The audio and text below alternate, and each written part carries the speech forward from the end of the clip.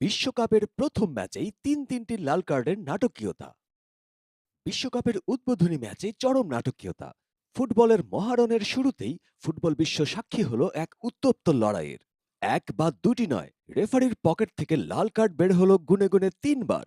Football বিশ্বকাপ মানেই টান টান উত্তেজনা, কিন্তু প্রথম ম্যাচেই এমন রণক্ষেত্র কেউ আশা করেনি। আক্রমণ আর পাল্টা আক্রমণের থেকে মাঠে যেন ফাউল আর মেজাজ হারানোর প্রতিযোগিতাই বেশি চলল। খেলোয়াড়দের এমন আগ্রাসী আচরণের চরম খেসারত দিতে হলো দলকে। একে একে মাঠ ছাড়তে হলো ৩ জনকে। ম্যাচ শেষে এখন একটাই আলোচনা, রেফারি কি একটু বেশিই করা হয়ে গেলেন, নাকি খেলোয়াড়দের ফাউলগুলো সত্যিই লাল কার্ডের যোগ্য ছিল। কেউ দুষছেন রেফারিকে, তো কেউ দুষছেন খেলোয়াড়দের পেশাদারিত্বকে।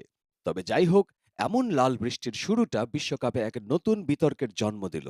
প্রথম ম্যাচের এই লাল কার্ডের সিদ্ধান্তগুলো নিয়ে আপনাদের কি মতামত? রেফারি কি সঠিক ছিলেন?